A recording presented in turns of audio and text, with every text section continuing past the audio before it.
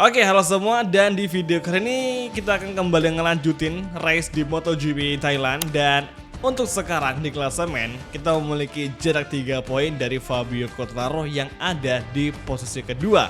Dan 3 race lagi maka musim ini akan berakhir dan juga persaingan masih menjadi milik kita berdua. Persaingan untuk titel juara dunia MotoGP season ke-9. Sesi kualifikasi berlangsung dengan cuaca yang sangat bersahabat sehingga Rizky Rio mampu memaksimalkan potensi dari Yamaha YZR-M1 dengan kita meraih pole position, di mana Fabio Quartararo start tepat di belakang kita, yakni di tempat kedua dengan gap 0,056 saja. Ini sangatlah tipis sekali. Kemudian untuk Luca Marini yang merupakan musuh kita di akhir-akhir musim ini, dia start dari urutan keempat, kalah dari Brad Binder yang start ketiga. Oke, cuaca cloudy maka kita bakal menggunakan kompon ban yang paling lunak yang bisa kita pilih di sesi sprint kali ini. Oke, kalau gitu langsung saja kita mulai MotoGP Sprinters Event di seri Thailand.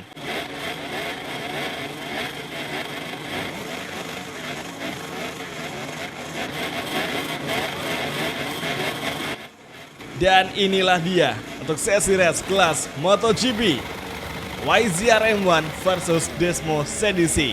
Rizky Rio versus Fabio Quartararo.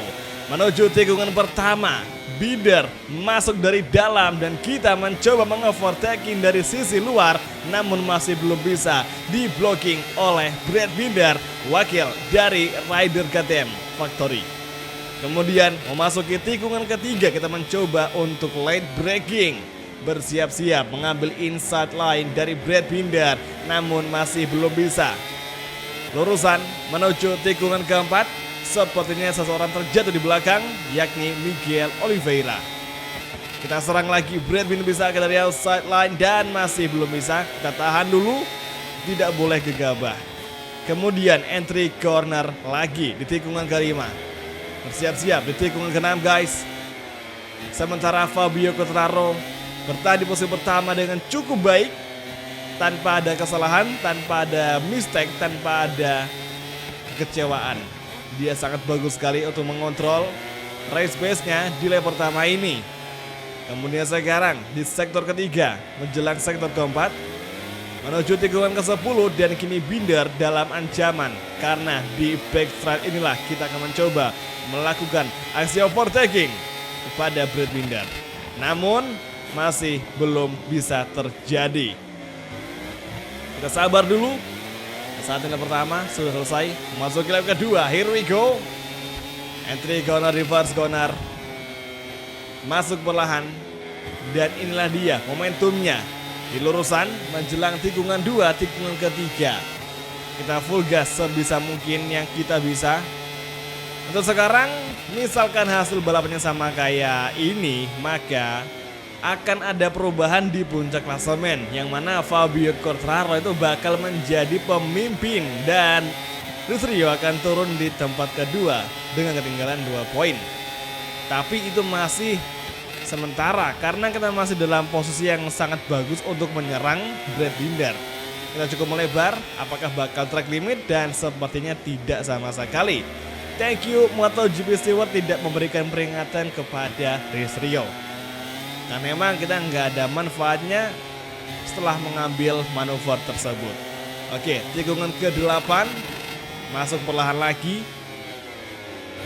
Sebisa mungkin sebelum lap ketiga selesai kita akan mengovertaking Brad Binder. Mungkinkah di last sektor ini kita akan mendapat momentum mengovertaking Brad Binder? Here we go, menuju last corner. Kita akan mencoba late braking. Kali ini, oke, tahan dulu. Dan sepertinya untuk manuver kita mengovertaking Binder masih belum bisa kita lakukan dengan sangat baik. Kita sabar dulu, dan Luca Marini dan Ogura menjadi fastest lap of the race. Tikungan pertama, lap ketiga sudah kita masuki. Here we go, RHD on. Apakah di tikungan ini atau di tikungan ketiga kita bisa mengalahkan Brad Binder? Masuk perlahan, hati-hati, oke. Hindari kesalahan, dan sekarang kita akan coba lebih ngepush lagi di lap ketiga ini. Kayaknya sih guys ya, kita bakal kesulitan untuk mengejar si Brad Binder karena hingga sekarang kita benar-benar udah ditinggal jauh sama si Binder cuy. Gap kita aja udah 0,8 detikan. Ini agak mustahil untuk kita kejar di sisa race MotoGP Thailand.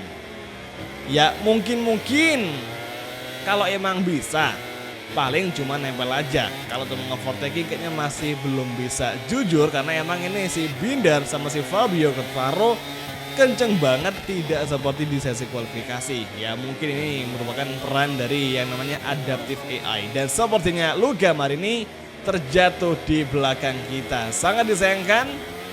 Yang mana Luca Marini di beberapa race belakangan dia sering banget fight di barisan depan. Namun saat ini dia terjatuh dan terpaksa keluar dari zona poin sepertinya. Oke, last corner kita masuk perlahan guys. Lap ketiga telah usai. Sekarang memasuki lap keempat alias lap terakhir untuk MotoGP Thailand. Klasemen sementara waktu masih sama, di mana Fabio Quartararo unggul 2 poin jika hasil balapannya tetap seperti ini. Yang mana Quartararo 1 dan Binder 2 serta si Rizrio di posisi 3. Kita mencoba late braking di tikungan ketiga ini. Hati-hati, kita ambilin sideline. Dan saat ini, as you can see, oh my goodness man, Brad Binder terjatuh dan Rizrio nyaris saja menabrak dari belakang. Namun yang jelas itu bukan kesalahan dari Fabio Quartararo, melainkan Binder itu jatuh sendiri. Karena yang gua matiin ya itu si Brad Binder mengalami lock up cuy atau kekunci ban depan sehingga dia terpaksa tergelincir dan jatuh. Astaga, kok kita jatuh juga? Kampret banget, bisa-bisanya. Ya astaga, kita habis ngapok-ngapokin si Brad Binder, nggak lama kemudian kita yang jatuh. Hell man, what the karma is real cuy. Gara-gara ngomongin atau gara-gara ngejekin si Binder, nggak lama kemudian kita yang kena. Alhasil poin kita kurang maksimal nih. Malahan yang ada kita diperlebar jarak poin yang menjadi 4 poin dari si Fabio Quartararo yang meraih kemenangan. Astaga. Hell nah. Astaga. Oke. Sabar. Masih ada 3 race lagi. Termasuk race utama di GP Thailand. Hasil akhir di balapan sprint, Fabio Quartararo menang Acosta 2 dan di Gia ketiga. Dan kita hanya mampu melengkapi di urutan 5 besar bersama Ogura yang di posisi ke-9. Pecco Bagnaia finish di urutan ke-10. Cukup luar biasa, tapi tidak ngebantu persaingan di klasemen tim cuy. Sama sekali nggak ada gunanya Pecco Bagnaia gabung sama tim Yamaha karena nggak pernah fight di barisan depan lo asli. Di klasemennya tentu aja kita ketinggalan poinnya dengan jarak 4 poin dari Fabio Quartararo. Tapi tenang saja, masih ada main race event yang kita bakal coba untuk balas dendam. Semoga bisa terrealisasikan, semoga saja. Dan akhirnya tibalah kita di starting grid untuk MotoGP race utama di seri Thailand. Tepatnya di sirkuit Chang yang ada di negara bagian Buriram. Nah, karena kita udah kalah tadi di balapan sprint ya, meskipun kalah karena kesalahan sendiri, maka dari itu kita bakal mencoba untuk membalas atau membayar kekalahan dari balapan sprint tadi. Kalau gitu langsung saja kita mulai race utama di MotoGP Thailand. Langsung saja kita gaskan sembari menunggu lampu merah dimatikan. Dan saat ini MotoGP Thailand is on the way. Oke, menuju first corner, lagi dan lagi Fabio Quartararo langsung mengambil alih posisi pertama. Kemudian Binder juga datang menyerang bersama Luca Marini. Kemudian di belakang sepertinya Ogura terjatuh dan seketika dia keluar dari balapan. Dan Marco Bezzecchi serta dia sudah diinvestigasi atas manuver tersebut. Tikungan ketiga masuk perlahan. Dan kali ini Fabio Quartararo lagi dan lagi langsung mengambil alih posisi pertama dan menjadi race leader. Oke, Rins, Marco Bezzecchi, long lap penalty. First corner sudah terjadi sebuah manuver yang tidak kita harapkan. Namun apa boleh buat, namanya balapan, apapun bisa terjadi. Apalagi kalau di awal balapan ketika start dimulai menuju tikungan pertama itu memang detik-detik krusial yang mana menjadi penyebab para pembalap MotoGP sering mengalami sebuah kecelakaan. Di versi AI aja tadi udah kayak gitu. Gimana kalau kita main versi online cuy? Apa gak lebih barbar tuh? Pastinya bakal lebih barbar, kecuali main event yang playernya pada pro semua. Jadi mereka tahu kapan saatnya harus nahan kecepatan dan kapan harus bisa kencang. Last corner kita masuki dan saat ini untuk update posisi di 8 besar. Pertama ada Fabio Quartararo, Luca Marini 2 dan Rizrio ketiga, Binder 4 di Gia 5 dan Bezzecchi ke-6, Acosta tetap sama si Mikel Oliveira di posisi ke-8. Oke, saat ini kita overtaking Luca Marini meskipun cukup agresif, tapi semoga tidak ada investigasi dari MotoGP Stewart dan clear. Tidak ada pemberitahuan sama sekali dari MotoGP Stewart. Oke, so far ada 2 riders yang sudah tidak bisa melanjutkan balapan. Yang pertama tadi yakni rekan tim dari Binder, yaitu si Ayogura, pembalap dari Jepang. Kemudian satu lagi yakni Tony Arbolino yang juga not complete atau tidak bisa kembali melanjutkan balapan hingga saat ini. Entah mereka memang cedera atau mungkin motornya yang rusak, kita nggak tahu pastinya. Mereka nggak bisa untuk kembali melanjutin balapan di seri kali ini. Untung aja mereka nggak lagi dalam posisi duel ya, karena kalau kita di posisi duel terus kita nggak bisa untuk lanjut balapan, itu masih bakal rugi banget bagi perolehan poin pembalap cuy. Bayangin kita nih lagi sengit-sengitnya ngelawan si Fabio Quartararo, tiba-tiba kita mengalami crash dan terpaksa not complete. Gimana nyeseknya rasanya, itu pasti bakal nyesek parah kan. Jadi makanya harus mencoba untuk hati-hati ngebawa motor. Andai pun jatuh ya semoga jatuhnya nggak terlalu kencang, karena efeknya bakal parah sih. Bakal langsung ngebikin motor kita rusak cuy. Dan ujungnya bakal not complete alias tidak bisa ngelanjutin balapan hingga finish. Lap ketiga sudah kita masuki. Kini Fabio Quartararo semakin kita rapatkan, game semakin dekat, ancaman akan semakin datang. Kita mencoba slipstream. Kita ambil alih dari posisi bagian kanan. Kita mencoba ngeblok pas, apakah bisa? Oke, entry corner. Kita tahan serangan dari Fabio Quartararo tapi gagal. Dan kini Fabio Quartararo langsung kembali menjadi race leader. Namun side by side terjadi kali ini masih Fabio Quartararo lebih unggul. Masih berduel lagi di entry corner. Dan sepertinya Fabio Quartararo memiliki nyali yang cukup tinggi karena dia mampu late braking di saat kita tengah berduel sengit. Oke, tikungan kelima kita masih menempel laju dari Fabio Quartararo. Persaingan di antara pembalap MotoGP ini, 2 besar yang lagi ngerebutin titel juara, sangatlah sengit sekali. Kita harapkan semoga mereka berdua saling duel, saling battle, namun kita harapkan semoga tidak ada kendala bagi kita berdua. Oke, bersiap-siap.